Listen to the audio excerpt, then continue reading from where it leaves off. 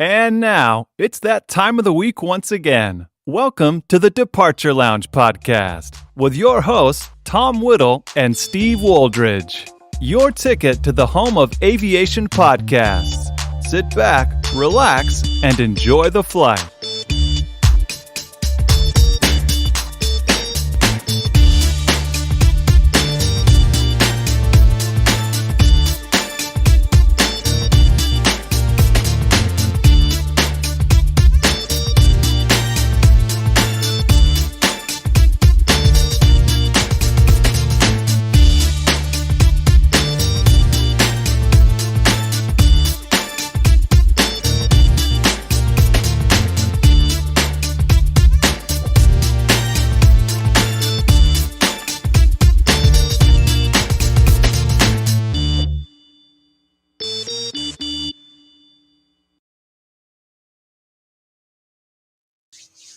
Good evening, boys and girls. Welcome to episode, what are we on? 74. I get so lost in what we're doing. Episode 74 of the Departure Lounge live here on the Departure Lounge YouTube channel. And of course, we're back live on Visions International. So hello to everybody watching on both channels. I hope you are well this evening on a very warm evening. My name is Tom Whittle, and joining me as always is, of course, our co-host, Steve Wooldridge. Steve, very good evening to you. How are you on this very warm, and I mean very warm, Sunday evening?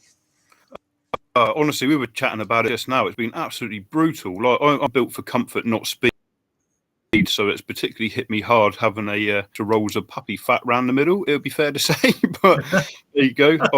I'll be ahead of the game in the winter, so that's the main thing. Oh. We have an early comment, actually, Tom. You said correct. I still haven't found them.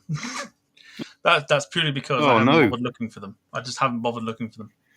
Well, it's counterproductive. If you can't have your glasses, you can't find your glasses. That's going to be a roundabout thing, isn't it?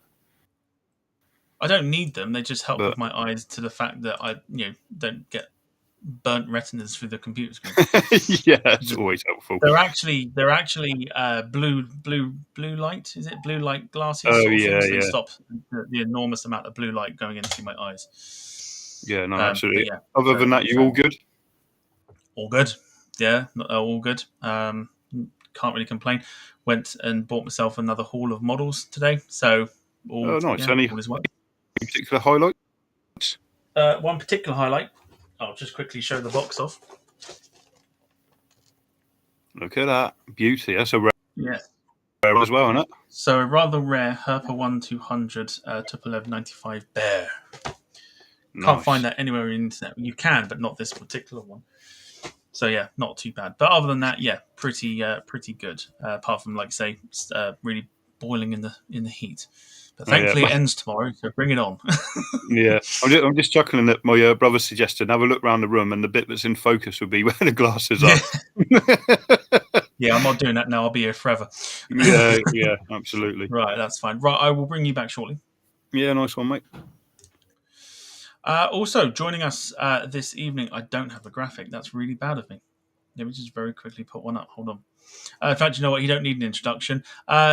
It is, of course, for the second time on the show, Jeb Brooks. Jeb, a very good afternoon to you. How are you? I am so well. I'm glad that it's a little cooler here in North Carolina than it is for you. How much cooler is it? Significantly, actually. It's perfect here. It's perfect, Yeah, not here, unfortunately. But I think Transatlantic Allison nailed her comment here about how you're going to be complaining about how it's too wet or cold soon. So wouldn't be English if it weren't the case. If we weren't, it's too hot, and then the winter comes. Oh, it's too cold. It's too wet. Can't do nothing. It's like the news outlets here have been complaining about, like, the farmers and stuff. Farmers have been complaining about how it's too dry, you can't do anything else like that. So come the winter, when it's too wet and they still can't do anything, it's still all over the news and all sorts. But yeah, other than that, it is what it is. It ends for us tomorrow. Thankfully, we've got thunderstorms coming. So great! I can't wait. I can't wait. But yeah. So how have you been since the last time you were on? Very well. I'm so excited to be with you. It's always nice to chat and to spend some time with your audience. It's a real highlight. So thank you for having me on. I appreciate it. Yeah, no, that's that. Well, as you know, it's our pleasure to have you on, and of course, we know how busy you are going from country to country. So yeah, so to spend some time with us is fantastic. So yeah, thank you very much. Let's bring back and put him in the right place, Steve. So everyone, say hello to everybody. Hi, Evening, Steve. Jeb. How are you, mate? You good? I have nothing to complain about in the world. There you go. That's a very good kind of positive outlook on things. Wouldn't do well in England, though. Yeah, wouldn't do well in England if I never complain about. Yeah, I'm very proudly American. I mean, I don't hide it well. We've already had that discussion about what certain things and how the Americans do things, how we do things. We've already had that discussion. I'm sure we'll have that again at some point. But yes, so let's jump into just a small bit of housekeeping before we go into tonight's show. So we are on social media. You will find them in the description below, or I will put them into the chat myself throughout the evening. You can find out and keep up to date with pretty much anything that happens with the channel. Major changes happening, which we'll go through either shortly or a little bit later on. But yeah, you can follow us on there. We also have a shop, which you can also find, which will go into the description below. And of course, the chat as the evening goes on. You can buy your merch from there, including one particular piece, which will be coming off the market straight after the show, and there's a good reason for that, and we'll get to that a little bit later. You can also join our Facebook community group, where a lot of people join to share their photos and pretty much anything to do with aviation. It's a wonderful community, so do get involved if you like that sort of environment. And of course, if you wish to be a guest on the show, like Jeb is this evening, you can send us a message on the social medias and get in touch with us, and we'll get you on the show as soon as we can. So, Steve, I think the appropriate moment is probably now, before we actually get into the chat with Jeb, as to why a certain piece of merch is coming off the shop, if you'd like to make your little announcement. Yeah, well, unfortunately, or fortunately, this is going to be my last show tonight. Unfortunately, other commitments have caught up, and I haven't got the time that the show deserves anymore. So, unfortunately, I'm going to have to step aside. But whoever takes it over, it'll be a wonderful opportunity. I'll thank you later. But the fact I've had this opportunity to people such as Jeb and Noel Phillips and that, it's been unbelievable. Like an absolute sort of, it's a tinge with a lot of sadness, but it's an opportunity for someone else to step in my shoes and get to sort of live the dream, as it were. So it's whilst it's sad, it's an exciting time for the show as well. So yeah. Yes, so throughout the evening, what we would like from people in the comments, if they can think of a particular moment, is some of Steve's best bits. I can think of a few already. So if Steve, any moment that you can think of that Steve has made you laugh or anything, react in a certain way, do get them into the comments, and we'll get them shared throughout the evening. A quick congratulations. Every time he was off screen, that was the best. Every time he was off screen. Dear me. Here we go. It's going to be one of those evenings. But no, a very quick sort of congratulations to Jeb, who I've been told you've recently been married since the last time you were on. Yeah, you nailed it.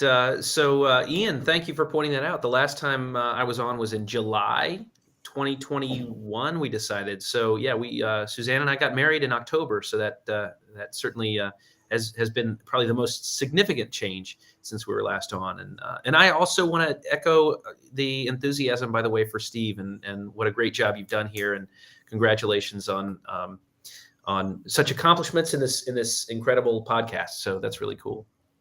Yeah, thank you. That means a lot. Wonderful. I also, if I can just jump in real quick and say, I noticed that my good friend Blake Edgington is in the comments. It's so good to hear from Blake, a great friend. We have never got to fly together, but we certainly have spent a little time on the ground together, which was cool. So so nice to hear from Blake. There he is saying hi, everybody. So hi to you, Blake. Thank you for joining us this afternoon / evening. It's always weird when you do it like this because you have to go. It's afternoon for someone. Yeah. Do you go afternoon? Do you go evening? Do you confuse people? Or I think the podcast is called the Departure Lounge, which means we should embrace the concept of a lounge, which means there's no time. Beautiful. I love that. Yeah, we'll go with that. I think. Yeah, nice. Not Just a wide word spoken. Like we could have got to follow your honeymoon to a point, and obviously it finished with that amazing Emirates trip home. Is it like that aside? Because it clearly would have been with the highlight. What that little trip on the honeymoon really kind of stands out for you? For me, it'd be Qatar. So that was the first time we flew Q Suites. First time I flew Qatar. And there's sort of so much buzz around the Q Suite product, and like it's so good you don't need first class, and like that's it.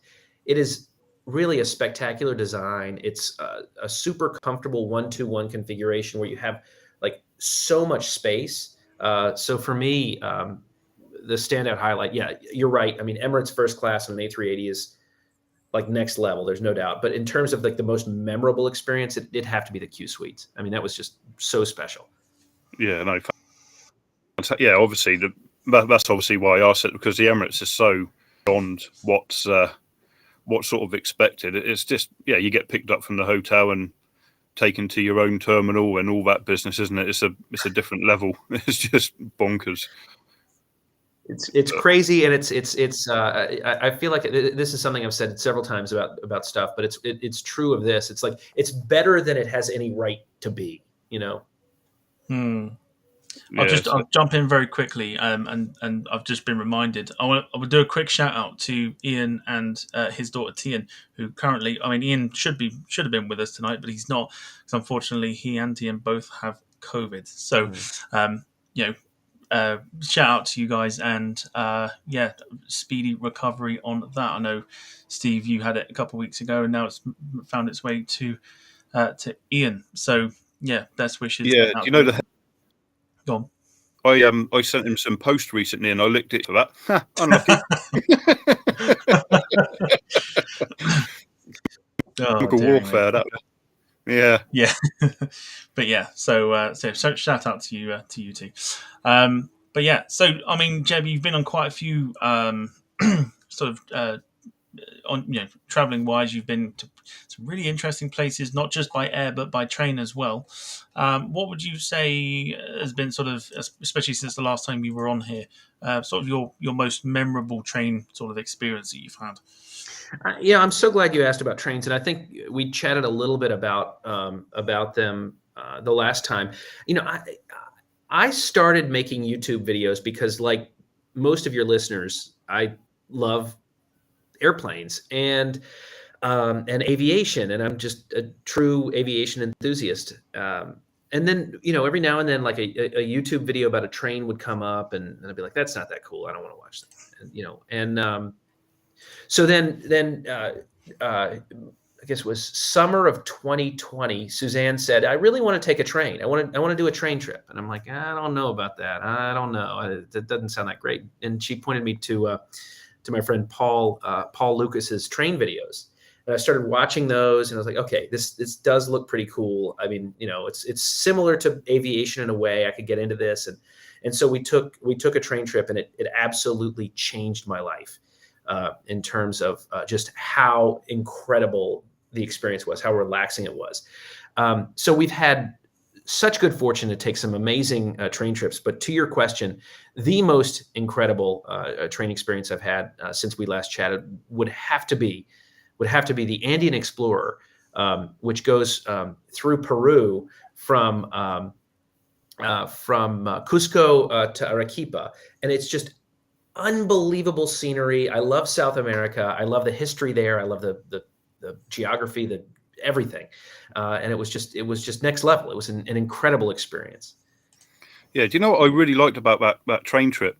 the end carriage where you could stand outside. It's completely alien because trains in the UK, it's much like a plane. You get to the station, the door's shut, and that's your lot. It's just aircon.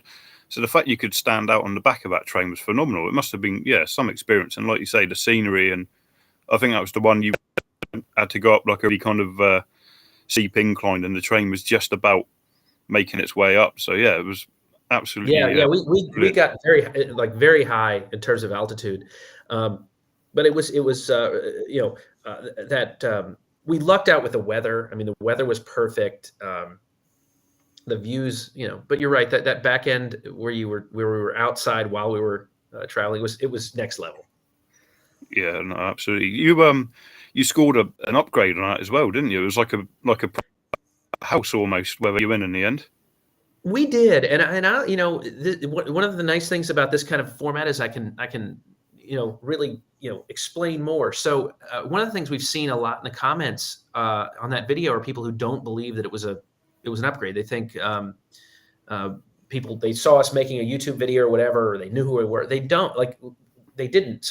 So in terms of breaking news, I literally it's just my iPhone. That's how we make our videos. So it's not like we use the big cameras and all that. So they didn't know that. The reason we got that upgrade from the mid-sized room, kind of business class to first class, was because the room next to ours, the sort of first class room next to ours, was the one that whoever booked it didn't show up for. So it was pure chance. And that was really special. Although I'll tell you this, I think that the better room on that train, if you've seen that video, the room we were in had two twin beds sort of next to each other, with a nightstand between them. The bed we got, or the room we got, had one double bed, which was actually smaller, so we had less space for the two of us. So frankly, the upgrade was kind of a downgrade in a way. Oh, really? But wouldn't trade it for the world. It was still incredible. There was more space. It was like, don't think I'm incredibly grateful for what happened. But I think I was impressed with how efficient they were with like engineers and stuff. I know on that video you had a small water leak or something, and it was fixed in like next to no time, wasn't it? It was amazing how efficient the service was on there. No, it was. Well, and here's the thing about that. I think it's important. Like, don't forget this train. I talked to the train manager for a long time about this thing. It sat unused for like 3 years. And any machine that sits that long, like there are going to be things that break that you can't, figure out. And so he tried to, he went through the train himself with one engineer, and they were like working through everything. And we were on the second trip for that train. And so whoever had the room we were in on that first trip did not take a shower during the first trip. Oh, well, that's some breaking news. And so it was brutal, but they did get it done pretty quickly. Like to your point about efficiency, they nailed it. You'll have to sort of just remind, how long was that train journey? It was like it was 2 nights. 2 or 3 days, wasn't it, or something? Yeah, 3 days, 2 nights on that train. But that was a really cool experience because the train stopped at night, so you didn't miss any scenery, and that's the best part of Peru is the scenery. Fantastic, yeah.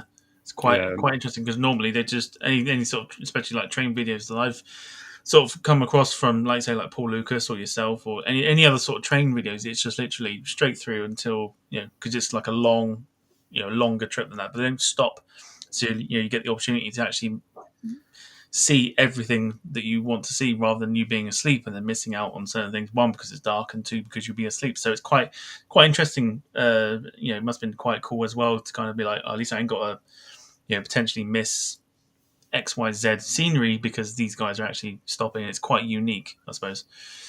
Well, it's a sort of important difference, right? Because most of the I shouldn't say most, many trains are really truly just about transportation, right? This is a bit of a kind of like a riverboat cruise situation where it's about like, let's like maximize what people see, But I think that's a cool part of transportation too. Like it's not, there's a healthy mix there. There's a wonderful story actually. There's only a couple of sleeper trains, and they tend to go from like London to Glasgow or Edinburgh or whatever. And I don't know if you saw this. This chap got on the train at Glasgow, the sleeper, and he doesn't like trying to sleep when the train's moving. So he got on early, got in his bed, fell asleep, and he woke up like 6 or 7 hours later, and the train had never actually left the station because they couldn't staff it. So he just slept on the platform all night. But yeah, he missed his meetings in London and all sorts. He had a nightmare. But yeah, it was a one. On that note, is any kind of travel mishaps sort of happened to you that you could sort of bring to mind? So this is embarrassing, but I'm happy to share my embarrassing moment. So I was in Honolulu not that long ago, and actually, no, I shared with you before we got on. I have like a learning disability with time. Like I can't remember, like years and so it might have been 5 or 6 years ago. Anyway, so there's a flight that United offers, United Flight 154 from Honolulu to Guam. It's the Island Hopper. And I've got a video about the flight, but I've actually taken that trip now 3 times. And the first time I did it, I flew from the East Coast of the US to Hawaii, and I got in, and I just did not want to miss this flight. I was actually writing an article about the flight for Airways magazine. So it was really like it was my first experience of being a freelancer, like writing an article like that. So I really didn't want to miss it. And I was so conked out and whacked out from the time zone change. I went to sleep, and 154, United 154 leaves at like 7 a.m. And so I woke up in my hotel room in Honolulu, and I looked over at the clock, and it was like 5:45. Like, oh my gosh, I've got to get over to the airport. I've got to get, so I threw my clothes back in my suitcase. I was connecting on to Australia. So I had this big suitcase for a long trip, and threw everything in there, and then just got in the cab. Is the first cab I saw at the hotel, and made my way back to the airport. And as we're pulling into the departures area for the airport, I realized that it was actually like about 6:15 at night. I was 24 hours off. I was so embarrassed. Oh no! Do I tell the driver? And so no, I got out of the car and like let the driver go on and got into another cab. And to this day on my phone, I've got a 24-hour clock. That was the worst I've ever done. Yeah, not quite, not too bad.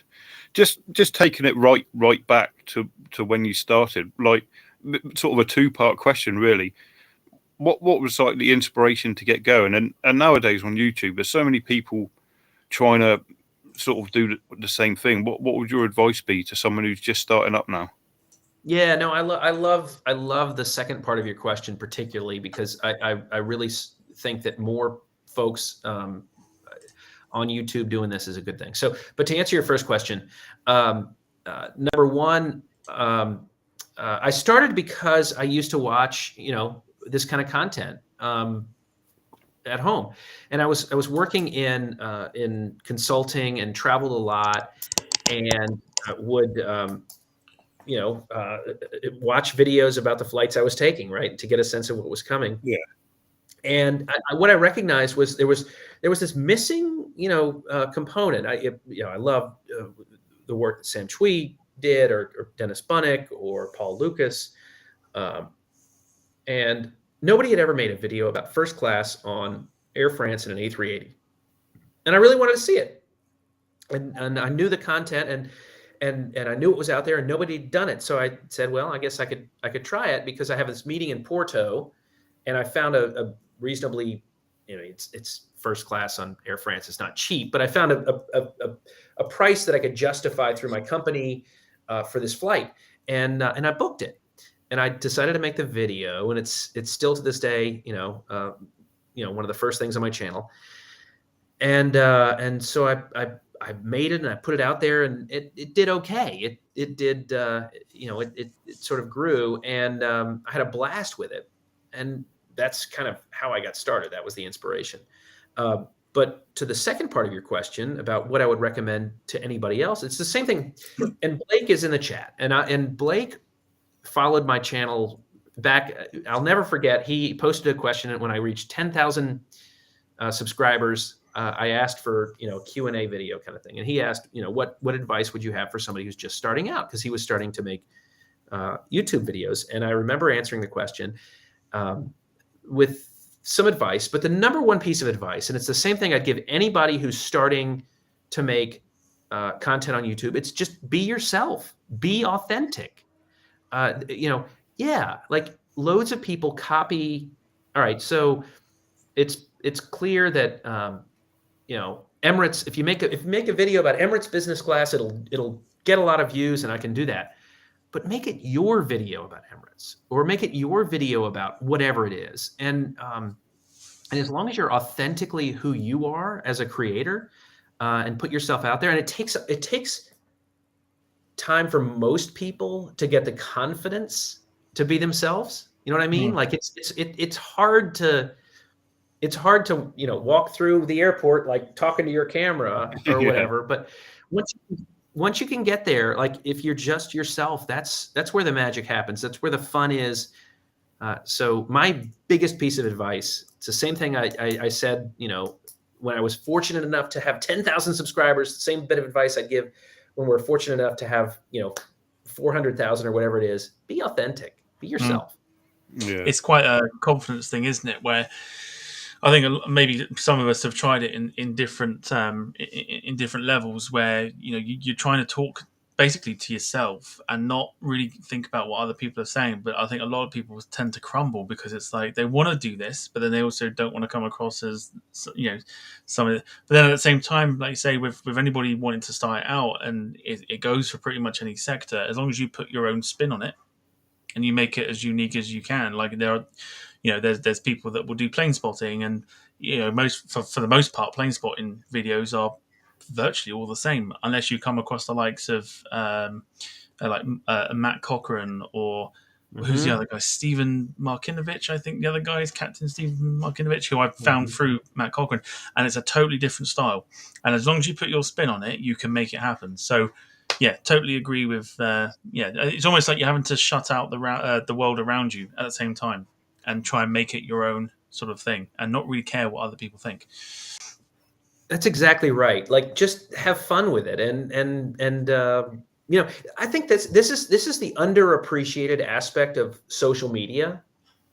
Like, it allows you to connect with people who have the same passion that you do, right? So when I was growing up, I don't know about you guys, but when I was growing, I always liked aviation, but there was nobody around who did. Like, I grew up in Greensboro. I live here now, Greensboro, North Carolina. It's not like we have a burgeoning aviation community. It was a weird thing for somebody to be into.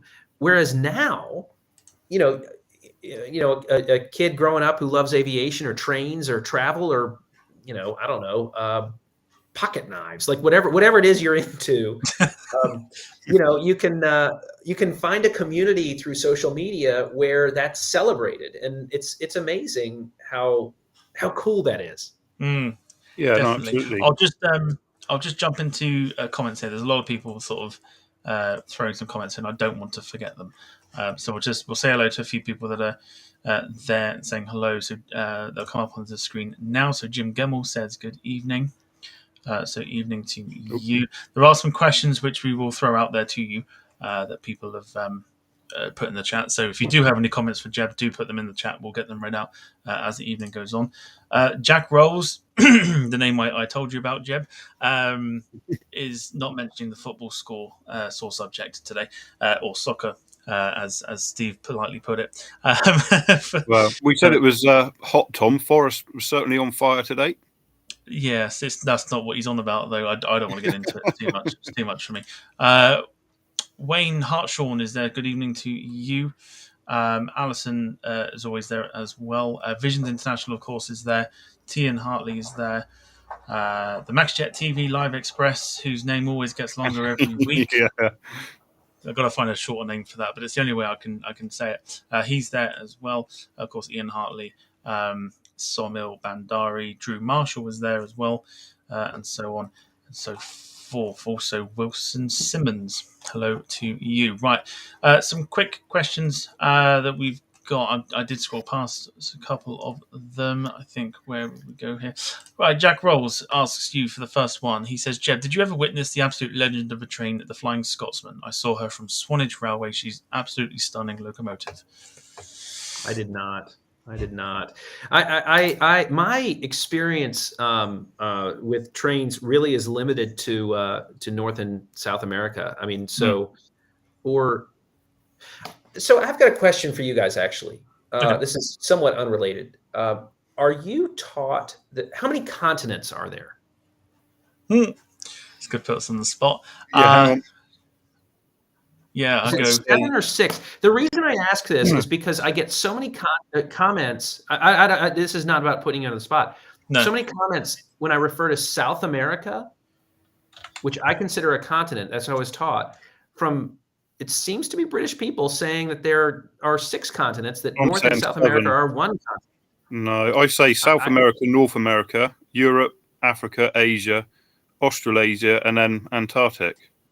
Yeah, that's mine too. Like, Yeah. so in any event, my experience on trains limited to North and South America. So no, Jack, unfortunately, I've not seen the Flying Scotsman. Thanks for the little deviation about the number of continents on that question. Oh, incidentally, Alison, who's a pilot for Virgin, as it happened, has been to all 7 continents. Is that something you can lay claim to as well? I'm proud to say I can. I can say I've been to all 7. I'm actually, if everything works out, I'll be back in Antarctica this year. Oh, fantastic. Oh, wow. Okay, Yeah, Can I come for me here? As we discussed, that's why I'm going. Yeah. I would love to chase winter. I think that'd be great. I can spell another group travel group thing coming on. I'm happy to sit in the back Nice scum trip, class. yeah. It's not a problem. Scum class. Oh dear. Loopy, thanks for the question, Jack. Loopy says, hi Tom, Steve, and Jeb. Jeb is one of my YouTube go-tos, so I have a question. With all the luxury you can get in the air, which airline represents your home? Oh, that's people always ask what's my favorite airline, but what airline represents my home? That's a really cool question. Thank you, Loopy. Gosh, so what I would have answered what does this really mean? Pre-COVID would have been Delta without a question. But I think United Airlines is really taking that place for me in a lot of ways. I think I might say United Airlines feels like home. Yeah, it's strange, isn't it? If you're like away somewhere like New York or whatever, when you get to the airport in wherever you are, a British Airways is waiting for you or a Virgin plane. The second you set foot on it, it feels like you're back home because everyone's obviously talking with the English accent and that, and there's a little bit of familiarity about it. So, yeah, it's certainly a thing, isn't it? And even more so for you with the amount of traveling you experience. I completely agree, Steve, and I think that what I love, people ask me often, and this is my point to Loopy, is like, what's my favorite airline? And my answer to that is it's where I'm going. Like if I'm traveling to France, I want to fly Air France. Like I want to feel like I'm there as I'm leaving, right, or whatever. But when I'm coming home, like I know exactly what you're talking about. So if I'm flying out of Heathrow and as soon as I step onto a Delta plane, a United plane, whatever it is, like it feels like I'm already home. I think that's a cool part of aviation. There's a video I'm working on right now. We got to visit the Faroe Islands, and I'm talking about we flew Atlantic Airways, which is the Faroe Islands airline, and I talk about airlines being ambassadors for their countries, and I think that's an underappreciated sort of role that airlines play. Like British Airways, Virgin Atlantic, like these are representations of your country, right? Like these are a part of your country. And Delta, United, American, JetBlue, whatever it is for us, and I think that's a really cool aspect to aviation that doesn't always get appreciated the way that it should.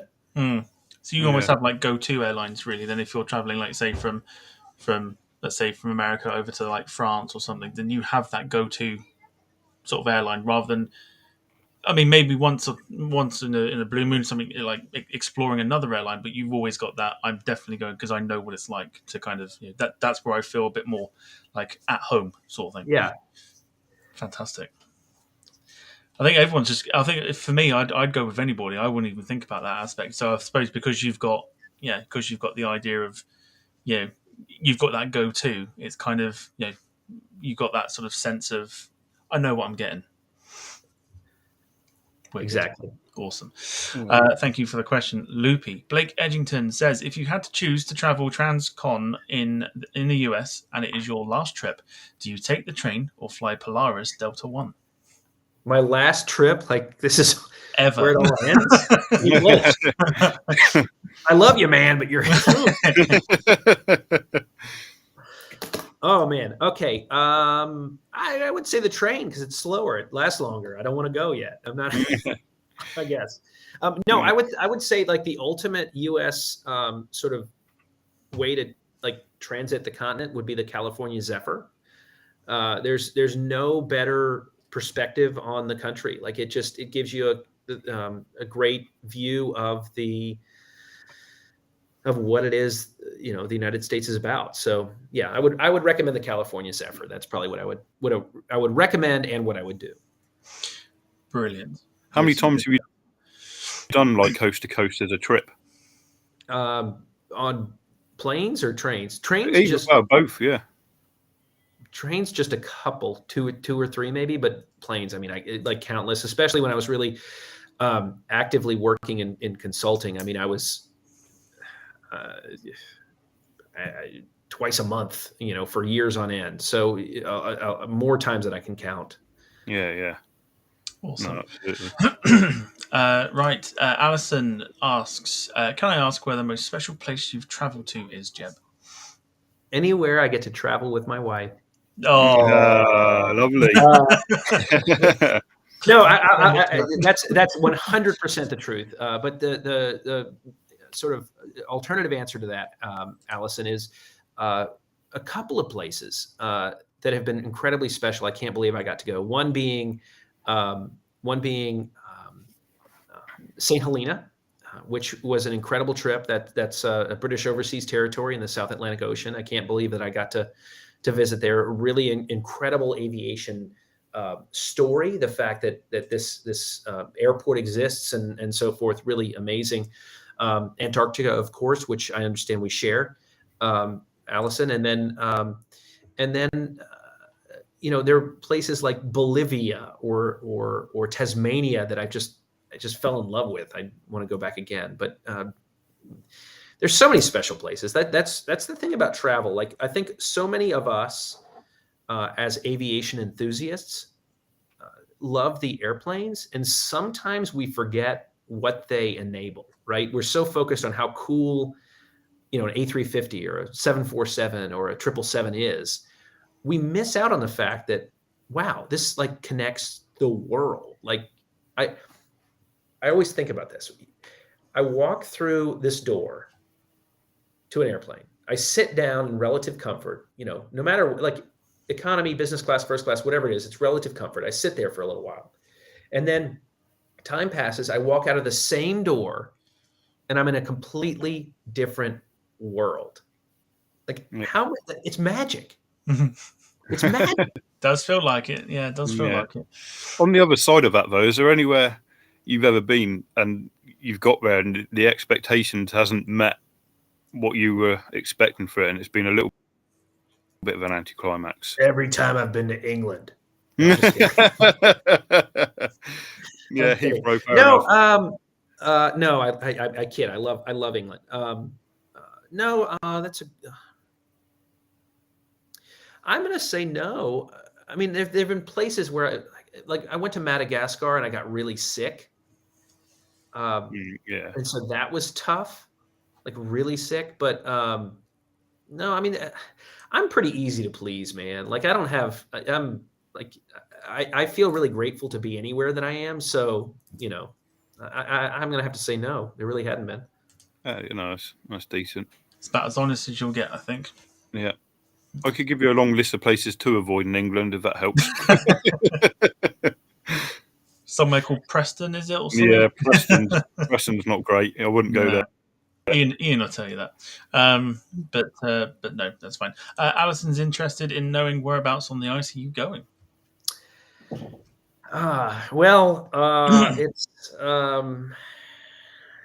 It's this is breaking news. I was not supposed to talk about this because we don't. You don't have to. You don't have to say nothing. I'm gonna. Maybe I'm gonna consider this good luck. This is the first place in the world this has been shared, and let me tell you, this is breaking news, and literally millions of people do not care. But I hope to get to the South Pole around the new year. That's the goal. So I'm pretty stoked about that. I'm also kind of nervous because it totally depends on the weather and everything. But hopefully, if you subscribe to the channel, I'll be able to take you to the South Pole with me. That is going to be so cold. That's amazing. Yeah, I'm going to love every second of it. Yeah. Ice angels and everything, Yeah. I want to see a snowman. I'll see what I can do. I wish I had a graphic for that breaking news bit. Now that would have been pretty cool. Yeah. But no, there you go. You heard it here line at the bottom. Yeah, that's it. Yeah, you heard it here first. That's where Jeb is going. Wonderful. I think we've already answered that question, so that is fine. Right, question here from Farhan, who says, "Hey Jeb, do you have any India travel plans?" Farhan, I want to get to India, but for whatever reason, it's just this. I feel like India and Brazil are these two like big holes in my travel experience that I really want to fill in. I don't have any plans now, but I definitely want to get to India. So no plans now, but hopefully soon. Have you found since all the outbreak of what's going on, getting visas and getting your travel plans, or is there sort of easier way around it? That's a good question. It's testing seems to be going away. Like touch wood. I've been very lucky. I have not gotten sick. Probably as soon as I say this on the in the internet, it's going to happen. But anyway,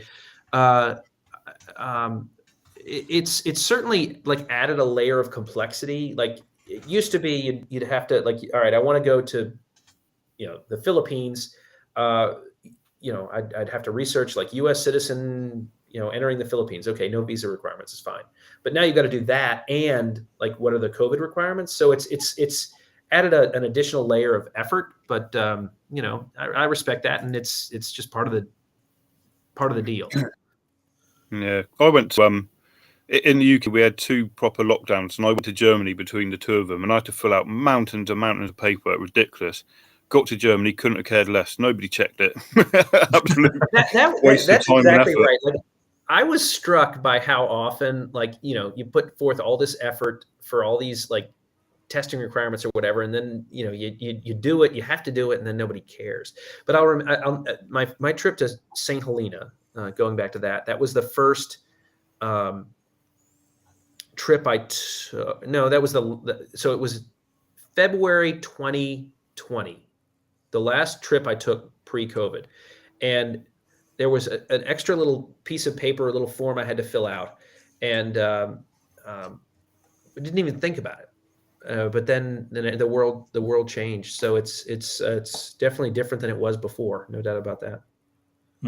Yeah, could you still travel intern? Okay, I could fly to Edinburgh or Manchester from London without having to go for anything. Was that the same in America? Could you fly from New York to LA if you wanted to, or was there still protocols? Yeah. So that was like early on. There was a lot of talk about that, and our Constitution is. I went to law school look how great I am. And so I like there was a lot of talk about that, but the Constitution is really clear about interstate commerce, what we call interstate commerce, which is the ability to move between states. And so there was no way they were going to be able to stop us. Now, take Delta, for example. They did not sell middle seats. So that was kind of a deterrent in a way, in that there were fewer seats for sale and the prices went up. But yeah, you could certainly travel internally. That said, we stopped, and then our first trip was in July 2020. So March to July, we did not travel. And that first trip was our first Amtrak trip. That was the train I mentioned earlier. Yeah, no. So obviously, when you rely on the travel industry for making your living and that, what happened was devastating. How has America sort of recovered from it? Is it pretty much there now? Yeah, I mean, it's interesting. So much of it, so much of the travel industry the before times, as I like to call them, was focused on business travel. That was really, what ran the industry. And then that's kind of gone away. But now people, as Dennis Bunnick, my good friend Dennis Bunnick, another YouTuber, talks about revenge travel. So people are like going on more leisure travel because they can, to respond to not being able to do it for so long. That's ticked up, and so in the U.S., like TSA is screening more people than they did in the before times. So I think it's back. Now whether that business travel comes back and replaces that, sort of, as kids return to school and there are fewer people who can travel for leisure reasons, we'll see, but time will tell. Yeah, no, it's sort of like we discussed earlier on, the Laker model, wasn't it? You have to make your money in the summer for vacation or whatever, and then you got to hit that dry spell before you hit the Christmas vacation, and just hope you've got enough business travelers to sort of see you through that little time there. But how many, like in Britain, we had a few. Did any of the airlines go to the wall in America? Did we lose? I don't think we lost any. I'm not sure they did. Yeah, the government really provided a lot of cash to help sustain them. I don't think we lost anybody. Yeah, we lost a company called Flybe, but they've been reborn afterwards. So they were kind of temporarily away with new directors and the like. Yeah, I love the Flybe poster behind you there, Tom. Funnily enough, what's the deal? Not the only person who said that. It's not a poster. It was hand. I'll just let me see if I can do this. It was digitally drawn by a good friend of the show, Marco Barrett. Wow, that's cool. So he drew that for me, and then I just put it onto on a canvas. So yeah, he no tracing, no nothing, hand drew it. And he drew me that of the exact Embraer 195 that I went on from Newquay down here in Cornwall to London Gatwick and back. All right, hold on. I'm gonna show you my version, because I'm also a bit of an artist.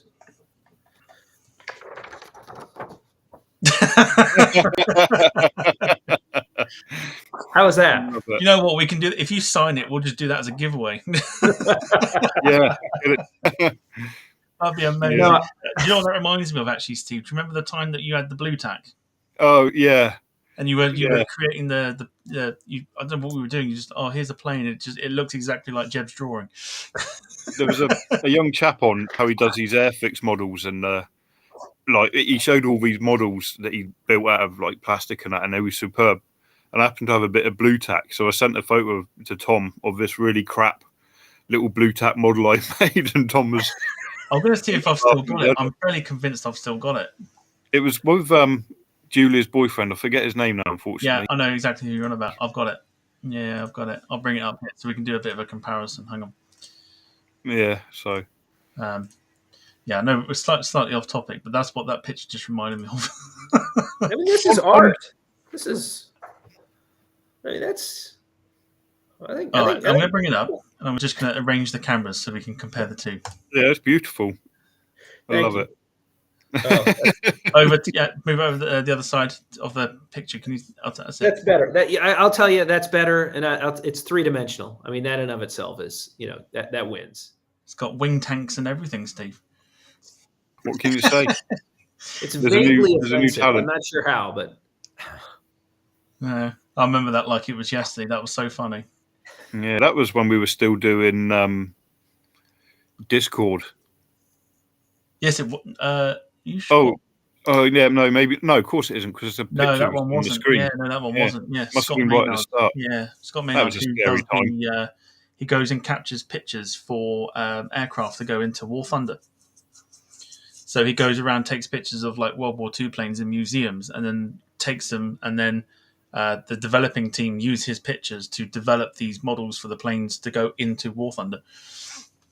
Yeah, no, this computer game. Yeah, he Yeah. does all that. It's pretty. Yeah, nice drawing that though. Yeah, is that going to go on your fridge? yeah, I think maybe maybe I'll fold it up and make it into a card for Suzanne. This is like, thanks for marrying That's the me. next anniversary Yeah. present. Yeah. Happy The gift first that keeps on anniversary. giving. Yeah. You say it's paper. Isn't the first anniversary of paper? So that could work. Yeah, it is. Yeah, yeah. The Yeah, gift get that on it. keeps on giving. Very nice. Question from Ian before he disappears. He says, do you think with all the really nice places that you visited, do you find it harder and harder to find a trip that you'll enjoy and your viewers will enjoy? No way, Ian. No. I mean, and I'll tell you why. I mean, like, it doesn't matter where you go, and this is one of the things that that I learned in 2020. Your own backyard has so many things. Like it's about perspective. So the world is an incredible place, and even right at home, you can find plenty of stuff to engage with. Now, the second question about the viewers, that's a little bit more complicated, right? You never know. YouTube is a challenging environment because on the one hand, you want to create content that that you can get excited about, that I can get excited. Let me rephrase. I want to create content that I can get excited about. However, I also have to consider, what YouTube rewards. So that's a challenging thing. And every week it's, I don't know. So this, I publish on Saturday mornings and in the US, 11 a.m. Eastern. And yesterday I published a video about the Milwaukee airport, which is kind of a random airport, but I love airports. I think that they're amazing places that create so many interesting jobs and make what we love as aviation enthusiasts possible. You don't have an airplane without an airport, right?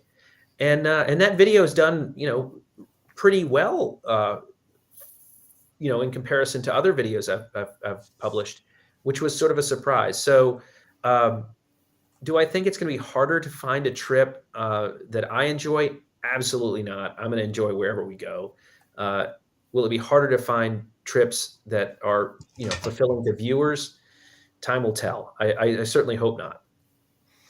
Is there like an inspiration, like a thought process, or is it just like I haven't been to going on Kenya Airways? Is that sort of the thought process, or is there a bit more methodical than that? No, I mean that's it. Like it's like so all right. I'll give you an example. It's like real time right now. So Suzanne is going over Labor Day, which is a holiday here in the U.S. in a couple of weeks, like it's sort of the end of summer holiday, with her friends up to Canada. And so that means I've got like about a 4-day window of time. And I'm like, all right, well, I mean, I could stay here at home and not do anything, or I could fill it and try to get a couple, 3 weeks worth of content. So what do I do with that? And I think, it's about how do I go, like where I've got these 4 days, these 5 days, whatever they are, where can I go that would be of interest to me? Because if I'm not excited about a video, like if I'm doing it because I feel like I have to make a video, it's not going to be a good one, right? I have to be enthusiastic about it, right?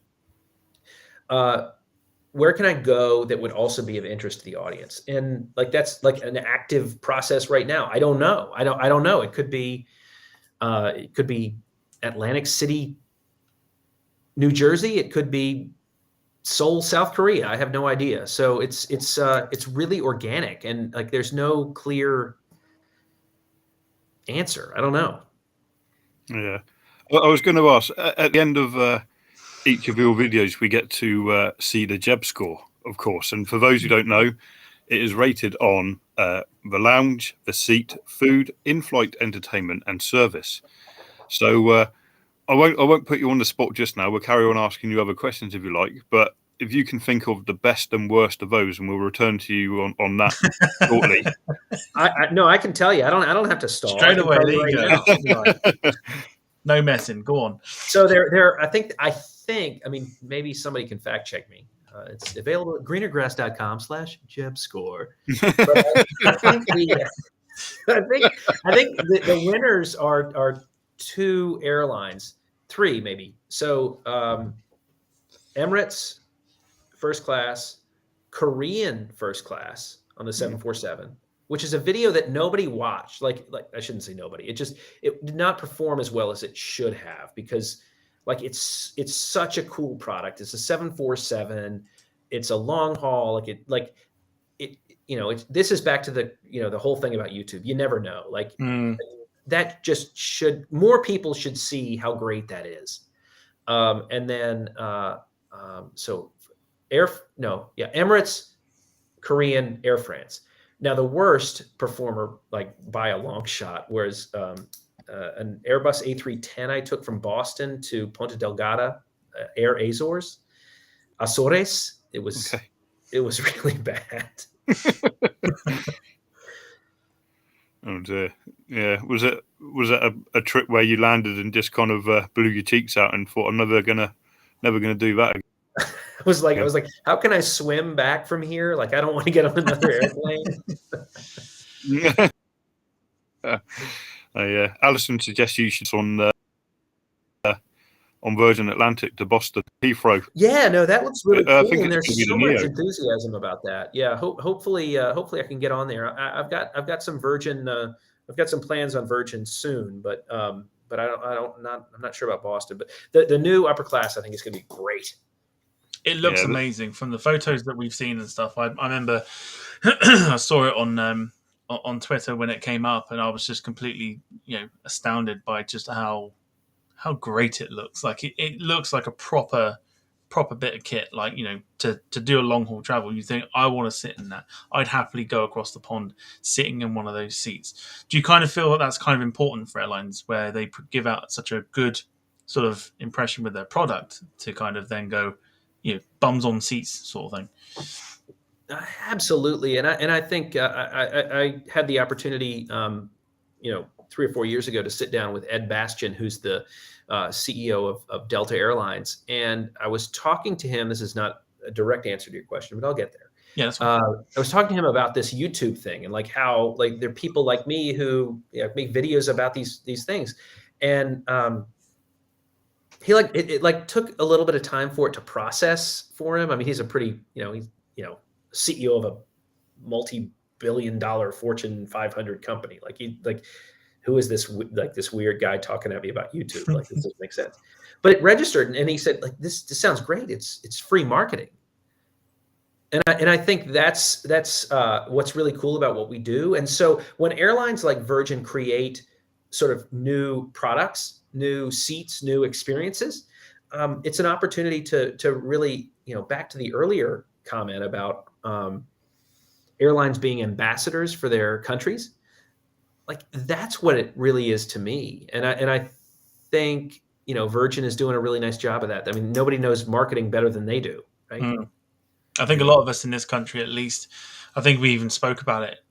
We maybe even touched upon it last week, where we sort of feel that, when you think of Britain, you think British Airways, but I think now that tide is swinging towards think of Britain, you think of Virgin, and that's a testament to the work that they've done, and the fact that they're going in the right direction as well, especially with becoming more economical and having the youngest, or will have the youngest fleet out there once more of these 330 Neos come in and things like that. So I think the time of British Airways being the only sort of British airline that comes to mind is kind of well in the past now, and I think Virgin is doing really well to kind of overtake British Airways right now, especially on reputation and things like that.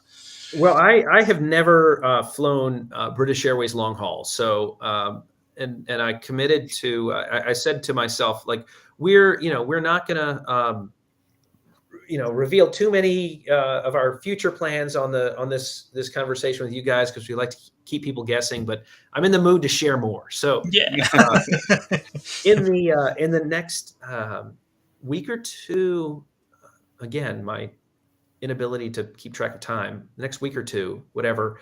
I'm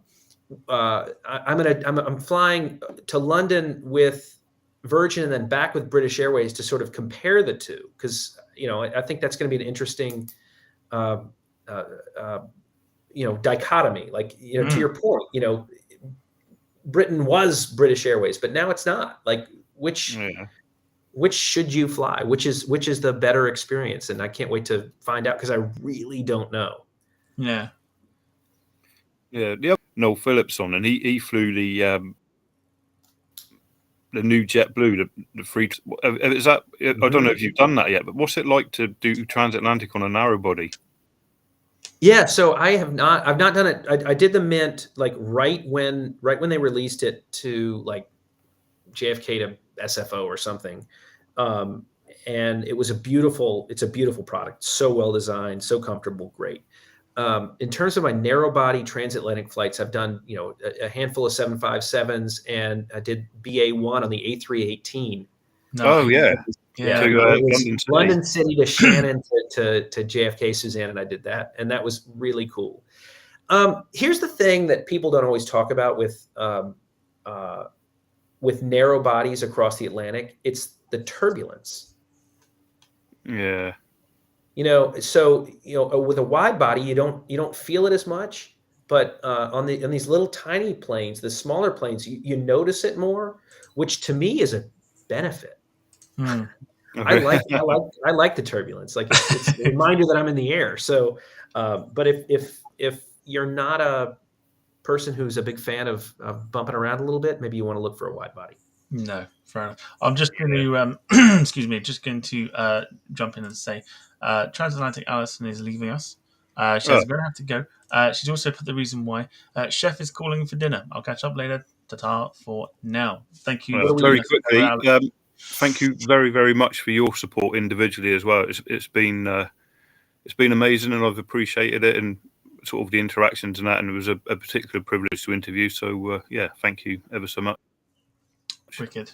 Yeah, very, very, very privileged to have her still watching as well. I know how busy she is as well. So, thank you very much, and enjoy the rest of your evening. Right, a couple. We'll throw a few to go again and put a few questions to you. They're all coming from the chat, so we'll go through it. Loopy again is asking, Jeb, how many hours a week do you spend editing your videos? Not enough. No, it works out to be about. I'm quite jealous of the live stream that you all have, because you really save yourself some time. It works out to be about an hour per finished minute. So if you see a 14-minute video, that's 14 hours of time editing the video. So that's why like train videos tend to take longer, because they are longer. They're more.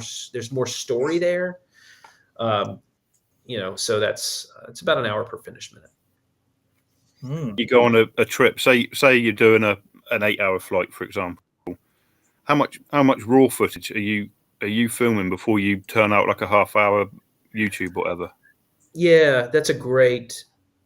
So like, if I get off a flight and I have like 45 minutes to an hour of content, I know that I've got a solid, like that's enough to make a good solid story of call it 10 to 14 minutes. So a lot of stuff ends up on the sort of cutting room floor, but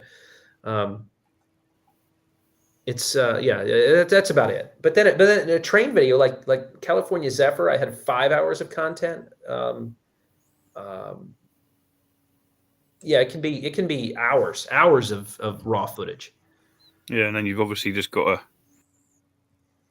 sort of siphon through it and see. But yeah, no, it's quite interesting to see just how much goes into it. Because obviously, when I get the certification that you don't really sort of think too much on a new video. I'll watch it, and you don't appreciate quite how much time and effort has gone into it. Yeah, it is funny, and even when I'm watching I think when people think of a YouTuber, like we're one dimensional. Like all I am is I make videos about travel. Like that's what I am. But I also have other interests. I like there's more to me than just that. And so I watch content, and I view it the same way you're talking about, right? So I see somebody who's making a video about history or something that I want to watch, and I don't even think about like the research they've had to do or to find the B-roll or make the cuts or whatever. I'm just watching it, but I think that's what makes a video really good. Yeah. Like if you're just able to watch it and like say, okay, that was a really cool experience. You don't think about when YouTube content is more about like what you're creating than it is about the experience you're sharing. Like I feel like that's where it's tough. So I do have one. Let me switch gears real quick, and I want to say real quick, 7 of you who are watching this right now, 7 of you. All I'm going to ask is click the subscribe button right now. We are 7 subs away from 1,250 subscribers. Come on, let's get there right now. Also, don't forget to smash that like button. Oh, can we have you advertising every week? Yeah. Oh, I've seen this comment come up a couple of times now in the chat, so I think it's only fair to ask you. People are loving the Washington to New York bus trip. What was your experience of that? So I want to answer your question directly, but I'm going to get there. As you've seen, I like to round in my way, to an answer. It's a very American thing to do. So Suzanne was scrolling through Instagram and she came across an ad for this thing called the Jet bus. And she was like, "Oh, hey Jeb, come here. You have to do this." And I'm like, "Okay, that works. That makes sense to me." And so we had this trip where I went down to Florida and did the Bright Line train up from Miami to West Palm Beach, and then I flew up to flew up to DC, did the bus, and then came back. And it was kind of this throwaway trip, I don't want to say throwaway trip. It was like we needed to fill a couple of weeks worth of content, and this seemed like a reasonable way to do it. This was going to be sort of standard content. Well, published the Bright Line train. It was a good video, did well, super proud of it. And then put together the Jet bus. Good night, Michael Painter. Sleep well. Thank you so much for watching. Michael Painter is leaving us as well. Thank you for joining us. Yeah, cheerio, mate. Take care. One of the recent regulars. Yes, thank you very much for joining. Enjoy the rest of your evening. Do carry on. So I put this video out about the bus, and it just blew up. A solid video on our channel will get 100,000 views in a week. Like that's a real win for us. And this thing was like 1 million views in 2 days or something crazy. It was like we couldn't even keep up with it. And what happened? And so for whatever reason, it took off. And it was a really cool video that opened up this whole new mode of transport to me in terms of what we could make videos about that did really well. And what's been really cool is Chad Scarborough is the CEO of the bus company. He bid us farewell on our departure there because it was a startup company, and so he was coming out to thank us for being there. Put him in the video. He and I have actually become friends. Turns out we went to the same college. Like we've got a lot in it was pure chance, and so we've hung out a time or two since then. But that bus was really a cool experience. Yeah, I didn't know how much I could enjoy bus travel as I did. Yeah, New York's been my only experience of America, and whilst it was amazing and I loved it, every time I got back in the hotel, sat in Central Park, it was like, oh my god, it's just everything's so frenetic, like crazy. Even compared to London, New York's just bonkers. I couldn't quite cope with it. Next level. New York there's nothing like New York. No, I made the mistake of being on the streets at about 5:30 when everyone was leaving the office. And it didn't matter if you were in the way of where they were going, they were getting there. So, yeah. Yeah, I was going to say, I bet you got run over. Yeah. But yeah, no, it was quality city. It was really good. But just on that, like, obviously, you've seen a lot of America. Apart from your hometown, where's a city you arrive to and you just go, oh, this is fantastic. I love it here. Washington D.C. I love our nation's capital. Like I would that feels like home. It's got all of the benefits of a big city, but it's also so international and cosmopolitan. Like you can eat any kind of food you want. It's very welcoming. It's very inviting. It's DC is it's my favorite. Yeah. Awesome. Yeah. No. Let's go back to some more questions in the comments. Just a quick one that's come in here from, take a deep breath, MaxShet TV Live Express, whose name always gets longer every week. He says, have you got any thoughts of doing a podcast for yourself, and have you been on any other podcast channels? So I am a purist. The only podcast for me is the Departure Lounge. Yes, good answer. I like it. Yeah. I hopped onto the Airline Videos Live stream yesterday and was commenting and those guys invited me to come out to LA sometime and join them. I think that'd be a lot of fun. They're plane spotters at LAX. I think that'd be kind of a cool experience. But in terms of a podcast for myself, like one YouTube channel, there's so many people who have like multiple channels. I don't know how you do that, man. Like publishing one video a week is a lot, and I love the process of it, and I love everything about it. But I don't think I could do much more than that. So adding a podcast to the mix. Happy to join you guys every now and then, but that's about all I can handle. I love how you give us exclusivity. Right, everyone. I'm a fan. What can I say? I'm a fan. Yeah, I'll take that. We'll clip that and we'll play that at the end of the year. End of the year special. Yeah. What's our subscriber count right now? What's our subscriber count? Where are we? We are currently 5 away. We need 5 more. Come on, five of you, please. Yes, please. Even a please. Yeah. No, yeah, not. Yeah, I mean, it's quite nice when you got somebody that says they're a fan. Yeah, quite nice. Talking of fans, I think that the question that Steve asked about the Washington New York thing, just a little bit of love shown here from David Bone, who says he's a long-time subscriber, love the channel, Jeb. I'm a through and through AvGeek at heart, but love the video on the bus from Washington to New York.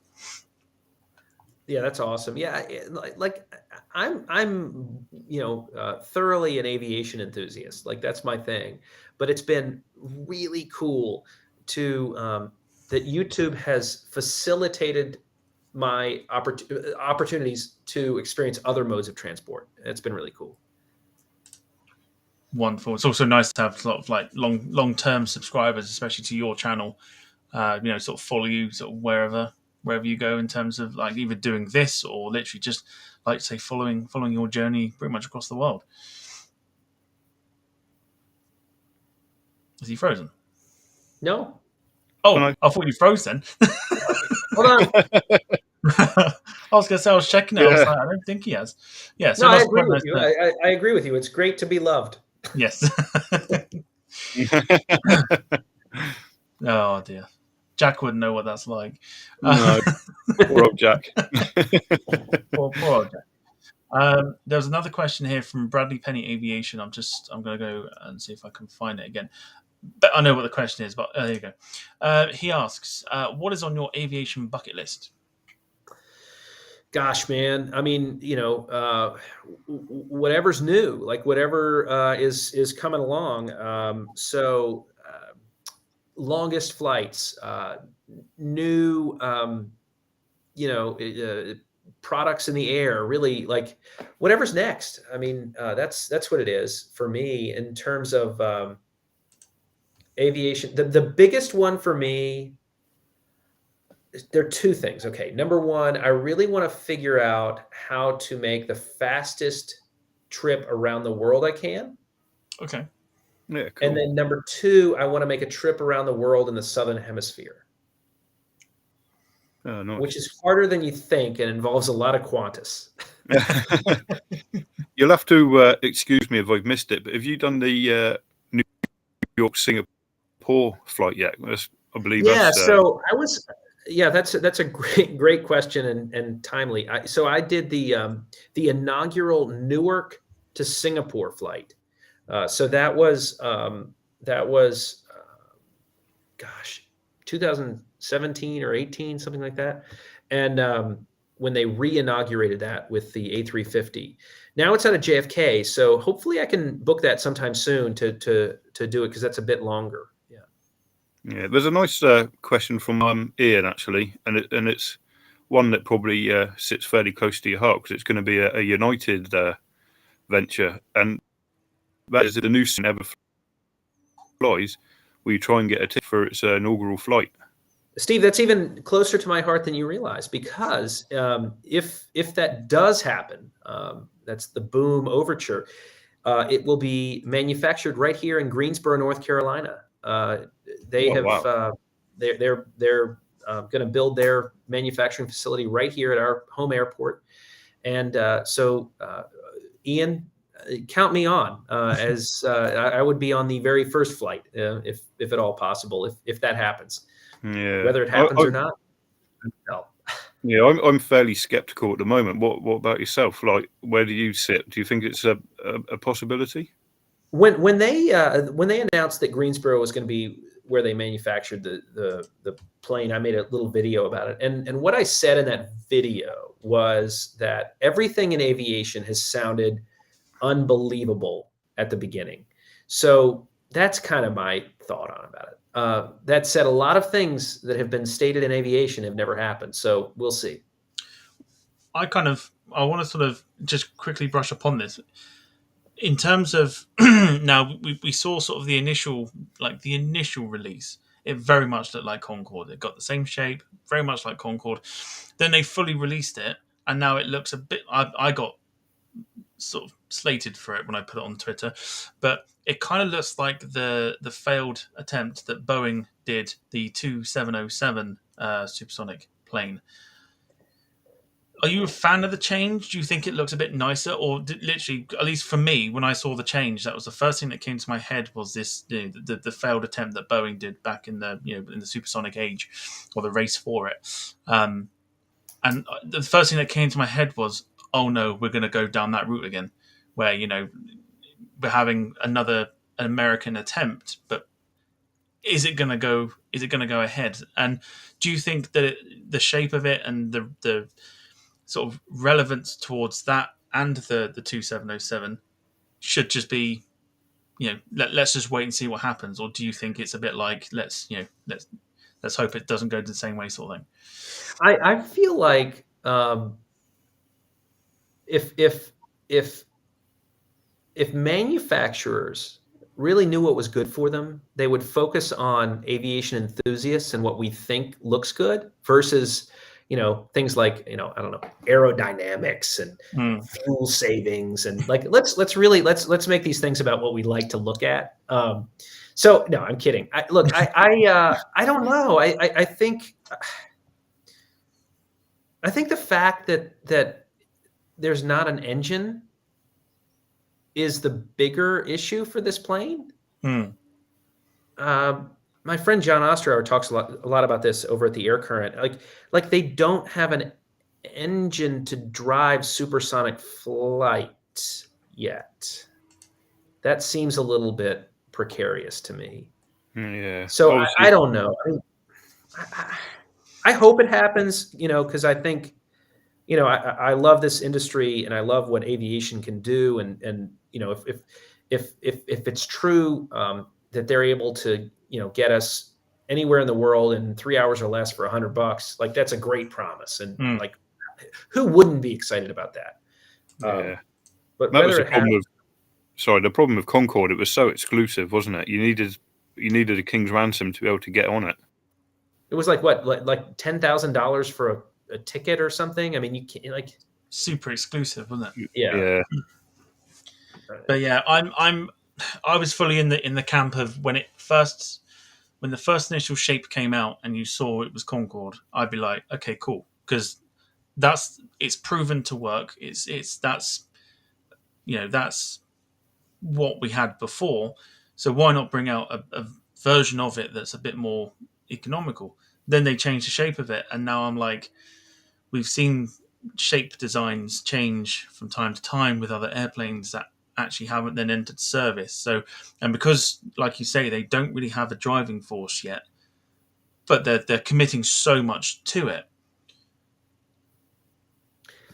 Do you think they're panicking a little bit in terms of we kind of need to find an engine quick? I mean, I don't know how much science there is behind the conceptual renders they're publishing. Like I don't know if that's what it's really going to look like. I don't know how much, and I'm talking out of my ears because I don't know what it takes to design an airplane. Like I just don't know. But I don't know. Like what is it ultimately going to look like?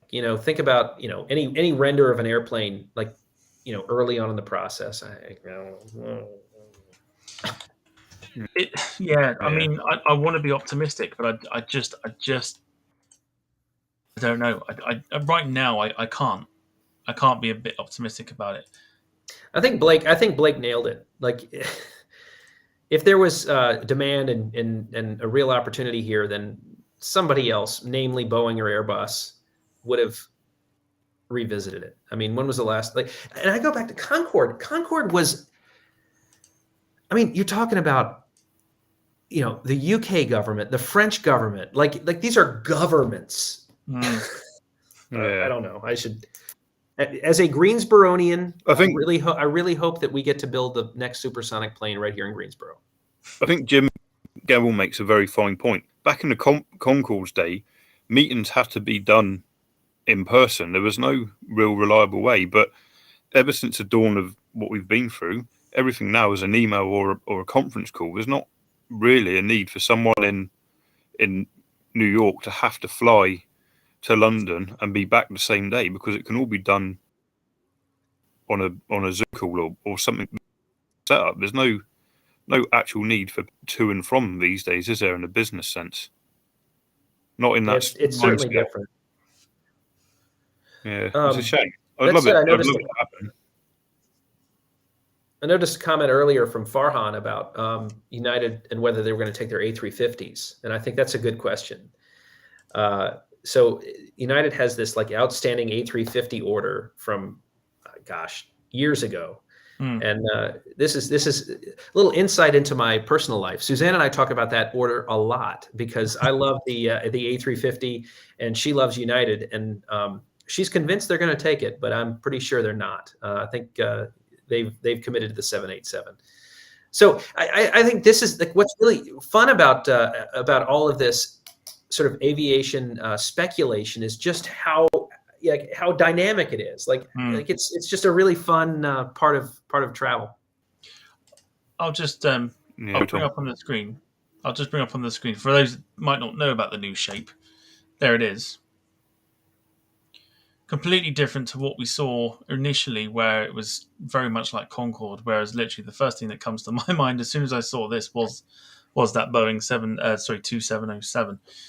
So are they sort of maybe revisiting old American technology that they tried to, the American government tried to pump a load of money into to enter the supersonic race back in the sort of 60s and 70s, and sort of try and make it work this time, because to me that's kind of looks like what they're doing. Yeah, it certainly has that look. Yeah. I was just going to say, on United going for the A350, is that not almost blasphemous in America that they're not going to go with Boeing? Like, is there not going to be a degree of consumer disappointment behind that? Well, I mean, I'm an A350 fan. I'm an Airbus fan, so I'm. It's two ends of the spectrum, really, if you think about it, because you've got United that have committed really hard on the 787s, whereas Delta have gone the complete opposite, and Delta have committed very much to the 350s, and they seem to work out quite well on the routes that they do. So to me, it's kind of like that's like set in stone. I would love to see a 350 in United colours, but I don't think it will happen. No, it's a shame. Yeah, I don't. I think the 787 serves them well, and I think Farhan pointed out UA is the only airline to have all three variants of the 787. I didn't realize that, but that certainly does make sense. But in terms of the passenger experience, having flown a lot of hours on both airplanes, the A350 is it's my preferred twin-engined long-haul flyer. Yeah, it does. From the videos I've seen of it, it does look a comfortable experience all the way from the front of the cabin to the back of the cabin. It doesn't matter where you're sat. I think it's a good product, isn't it? And it's clean, it's efficient. They've got, is it the air and the lighting and that? It sort of helps out on jet lag and that. So it's well ahead of its time compared to its competitors. That's for sure. Yeah, absolutely. Yeah, I personally don't see it making sense that United would just take 350s.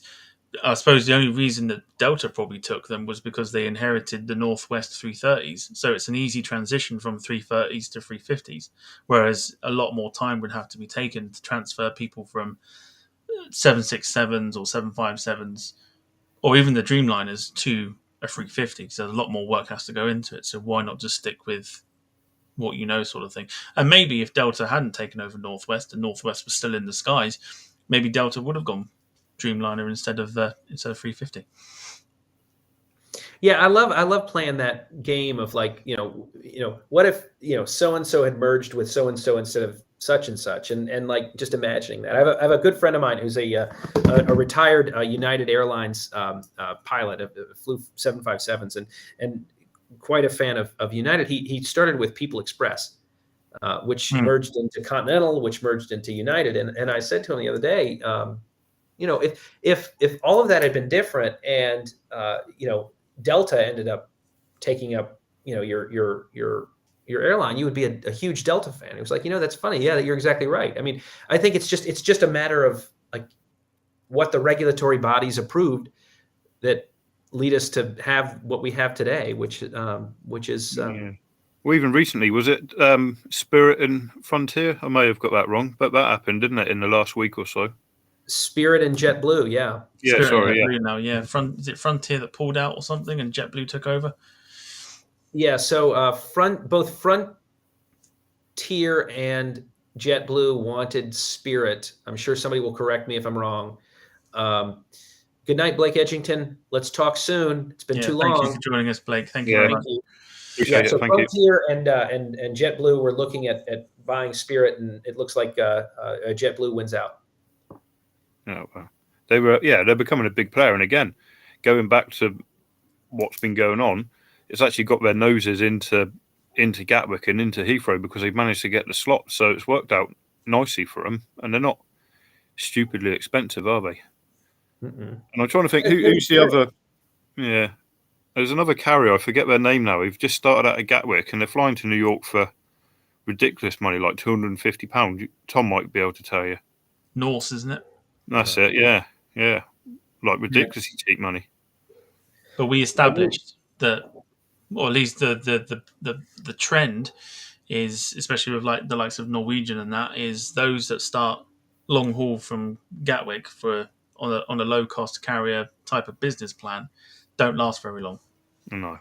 So fingers crossed Norse can get this right this time and not go the same way as Norwegian did and have to park their Dreamliners up and have them pretty much rotting out in Scotland and wherever else they seem to Yeah. have parked. So, but yeah, no, it's quite interesting. Talking of Norse, obviously Norse are a Norwegian airline. You've sort of been to Norway, and had a what looked like an incredible experience. What was it like? Sort of, because Norway is on my list of places to go to. Would you recommend it to me if I said to you, what's Norway like? Yeah, no, I would. I would say, yeah, Norway was totally fun, and we decided to do it. There's kind of like a sort of I don't want to call it standard Norwegian experience, but there's sort of a typical Norwegian, travel like thing you do through certain places. We wanted to do it differently with the public transportation, which was a lot of fun, and we get to see some different places. I would highly recommend Norway. I would highly recommend Norway to anybody. It was just so beautiful. Everyone was so kind and nice and welcoming. I could not say enough good things about Norway. That said, the hardest part of Norway for me were the seagulls. Because everywhere we stayed, the sun doesn't set in the summer, right? So the seagulls are up all the time, and they're just constantly like, Yeah, and like I could not sleep to save my life in Norway. just don't go during the summer. Yeah, yeah. Wonderful. But then from there, we went up to the Faroe Islands, which are kind of between Norway and Iceland, and that was spectacular. Yeah, I bet. Just quick goodbye to Clive. Thank you for joining us as well this evening on that one. Yeah, I mean, Norway's always been on my list purely for the like the Northern Lights and stuff. Did you get an opportunity to see them? I've not watched the video yet because I've been busy myself. But did you get an opportunity to see them, or is it something you sort of missed out on?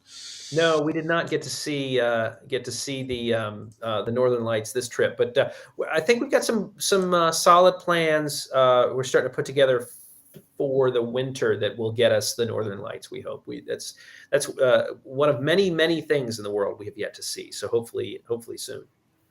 Fantastic. Yeah. Wonderful. Right, let me just scroll through and see if there's any more questions in here that we may have missed. I think there was one that I do want to get answered, and it was quite a way back. So you just bear with me. Bearing with you. Yeah. I bet it's gone. Oh no, there we go. There we go. Hold music. I've got it. Craig Morris says, "Hey Jeb, thinking of doing a trip next year from the UK and wanting to take the Amtrak Maple Leaf train from New York to Toronto. Do you have any advice for a first-time solo traveler visiting the US?" Yeah, that's a great question. And let me just say thank you so very much, Jack. We appreciate your super chat. That's awesome. That means the world to the Departure Lounge podcast. We are so grateful to you. Yeah, thank you, Jack. In terms of advice for a first-time traveler, it's tough for me to say. I think that the advice I'd give to any first-time traveler to any place, not just the U.S., is to do your research and understand what you want to do, and then know that no matter how much research you do, you're going to have to be flexible, right? Things don't always work out the way that you plan them to. I'll say this about the Amtrak Maple Leaf. I've never done it. I desperately want to do it. I was in New York Moynihan Station just a few weeks ago, and I saw the signs for the train. Looks really cool, so it's on the list. But man, it depends. Craig, that's a big question.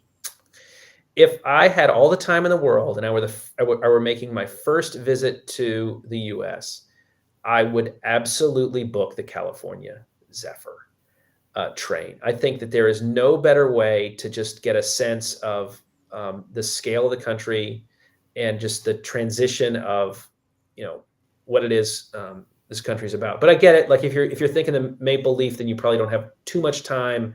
You're just going to New York to Toronto. That's a cool trip. So, Very nice. I'm going to read out Jack's comment that he put with his super chat, which is just about as random as ever. He just put, "I once threw a soccer ball at a seagull. It flew." That's a poem, actually. Yeah. It's brought a tear to Ball my at a eye. seagull, it flew. Yeah. Well, they call them, what's the 3-line ones? Is it called like a haiku or something? Yeah, that's a haiku right there. Haiku. Yeah. That's taking me back to my school days. Yes. He needs to publish his works. Well, yeah, I wouldn't recommend throwing soccer balls at seagulls. You're not allowed to kill them in this country because the Queen will do you for it. They are highly protected in this country, I think. Yeah, I think they should be. I was in Wales and I was with some friends, and I don't remember this. Like we were eating fish and chips, and the seagulls were trying to eat the chips, but apparently, if they do, their stomachs explode or something. I feel like maybe my friend was taking the piss out of me. Tomato. It's the potassium in tomato that makes them explode. Yeah. Yeah. So I did not feed any seagulls any of that. Yeah. Sorry, tomato. Tomato. Thank you. To be fair, my mother, who's from Virginia, says tomato, so I'm familiar with the term. Okay, that's fine. As long as you know what I meant. Yeah, no, apparently it's the potassium, so there's a lesson. No, there you go. That's how we end it, with seagull stomachs exploding. Yeah. But excuse me. Let me just go through. Right, just one last question before we end this. And it's going to come from Farhan, who says, "Jeb, I think I remember you said you'd possibly do more coach reviews. Do you plan on this still? I think there was too much focus on prem travel on YouTube." Yeah, I agree. I mean, the thing is about when I have published, a small number of economy videos. I certainly fly economy. I don't always record the experience, and the reason for that is because they just don't get the kind of views that you need to justify the work. As I said, it's like an hour per finished minute. So if I'm publishing something on YouTube, I want to have a pretty good idea that it's going to do well in order to put forth the effort to make the product. I mean, the video, So when we make an economy video, we want it to be an interesting and fun experience that would be a reason to watch it, as opposed to a review. Because the fact of the matter is, for a lot of reasons, economy class is just not that differentiated from airline to airline. So there's not a real reason to make the video. So great question. When we create content related to economy, we want it to be interesting, I guess is what I would say to you, Farhan. So there'll be more, but kind of a different take on. Wonderful. And one last comment, excuse me, from Matt, who says, "Thanks for an amazing stream. Oh, I'm sorry to say this is my first stream I've watched, but happy to say I've subbed and look forward to more in the future." So thank you very much indeed for watching us for the first time. Why it's taken you so long, I'll never know. No, I'm kidding. I'm kidding. Thank you for the sub as well. So, one just come in here. David Bone says, "Love this week's podcast despite joining late. Massive thanks to Jeb, not only for doing this, but also for the hours of quality entertainment." It's that love feeling again, Jeb. Thank you. I cannot believe that I get to do this and that folks come along for the ride. This is gratitude is not a big enough word for how I feel about this opportunity. I'm so thankful. So thankful. Good stuff. Yeah, keep doing what you're doing. That's all we can say. It's great stuff to watch. Righty. Oh, pretty much just echoing what Ian said. Just keep doing what you do, Jeb. If anything, make the videos longer. Yeah. Believe me, I'm trying to. That I've got the same. I want to do that too, but I always want to keep things interesting. So we don't want to keep you boring. Hey, Farhan, you're the man. Thank you so much. Farhan with a nice super chat there says, "Great podcast, learned a lot. Really appreciate this." Well, we really appreciate the super chat. Thank you very much. Much appreciated. So, just a lot of love coming in for you right now, especially from Jack Rolls, who says, "Jeb, I want to say it was a true honor to be a part, let alone moderate this amazing podcast." And well, he didn't meet you, but you know. Well, calm down, Jack. Honestly, nice to meet you, Jack.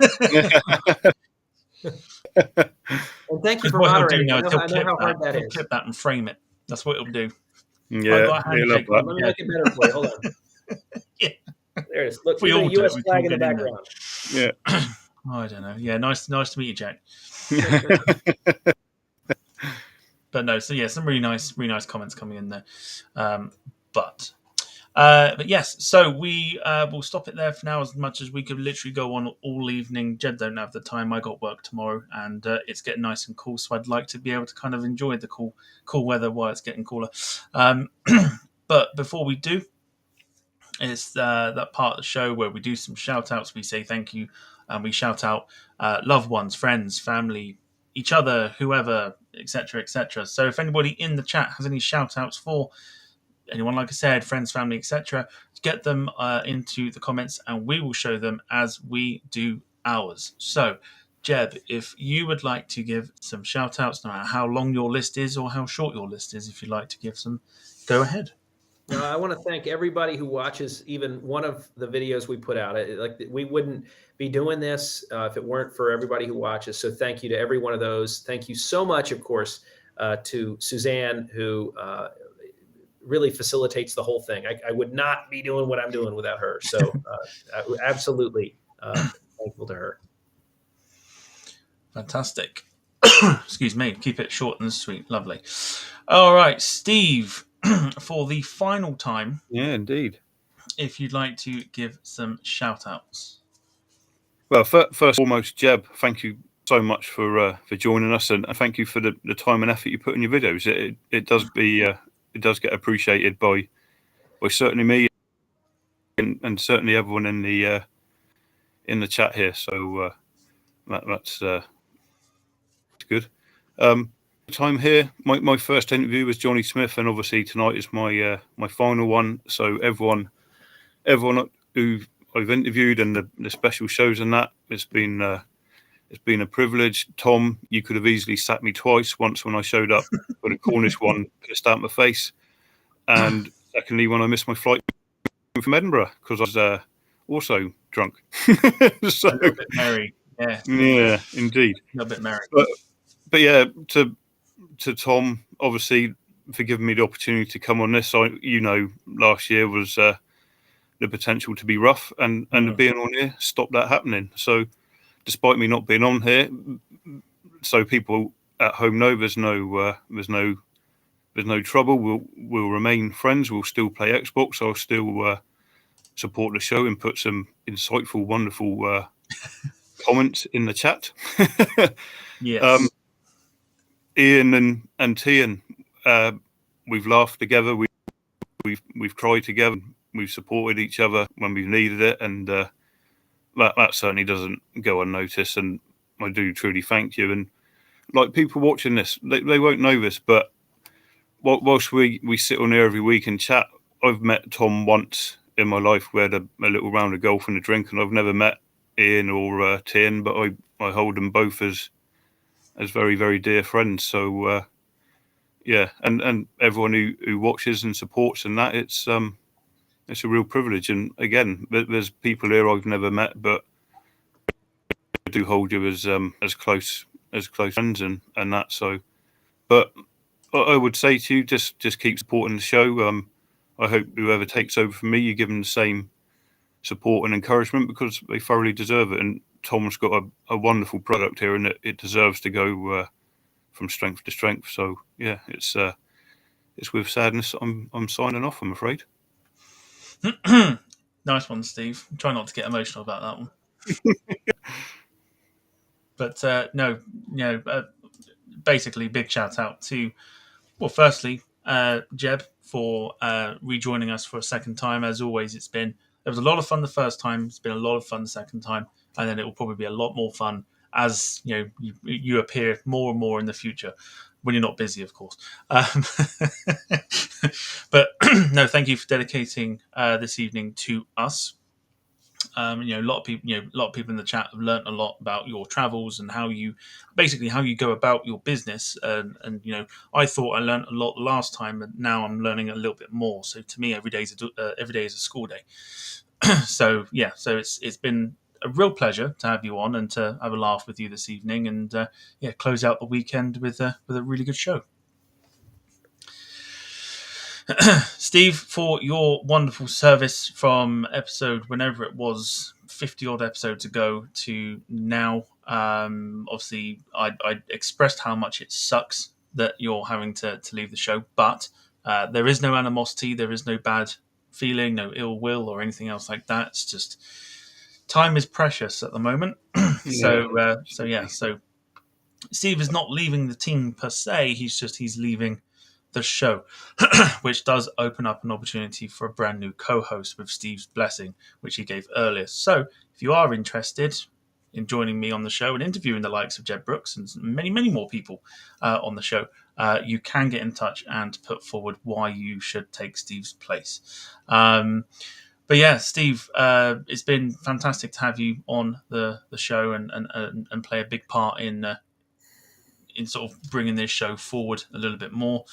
And yeah, I think everyone in the chat can kind of agree with that and say you've brought a whole different edge to what it used to be to the show. So basically, I'll echo what a lot of the chat says. You will, I'll miss you on the show, but obviously you're not going anywhere because we'll still be, chatting away in the background and stuff. But the show will not be the same without you.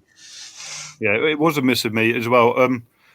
I know he wasn't around for too long, but obviously Joe was part of it when I was here, so obviously I mentioned to him as well. But yeah, I will miss it. It will be very strange next Sunday, but unfortunately I've got new commitments at the football caused me a bit of a pickle. So yeah, yes. Never say never. I'm sure if there's a week with sickness or illness, you might have to put up with my face again, but. No, that'll be fine. I'm sure we can deal with it. But no. So next week, with whoever it may be, myself and whoever, we will be discussing a rather interesting topic, which I stumbled across during the week and thought actually that'd be really cool to talk about. We're going to talk about the rise and fall of a once Australian giant, Ansett Australia, and see just where it went wrong for them in the airline industry. Side note, it wasn't their own doing. A lot of people played a part in it, but you'll see that next week. So Ansett Australia next week, the rise and fall. If you're interested in that, do join us for that. So next Sunday, 7:30 p.m. is when you can catch me, not necessarily Steve, obviously not Jeb Brooks. He'll be doing other things. But we will sign off now. So Jeb, don't go anywhere after that. We'll have a quick chat afterwards. Just see how you get on and stuff like that. But if you'd like to say goodbye to those that are still watching. Between now and the next time, see you in the departure lounge. Yeah, good stuff. Yeah. Take care. Awesome. We're going to do things a little bit differently now because Steve knows this is coming. So I'm going to sign off first, and Steve's going to have the absolute pleasure of doing the whole hand over the camera business to sign off for the very last time. So I will see you next week. And Steve, I will see you at some point, and I'll see you around. But everybody have a fantastic week. And I will see you next week. Take care, everyone. And everyone, just again, a mass thank you. Don't be sad. It's not goodbye. What it is cheerio, my lovelies. Stay safe, stay sexy. Thank you for your incredible support and love. And until next time, take care. All right. Cheerio now. All right. Bye-bye.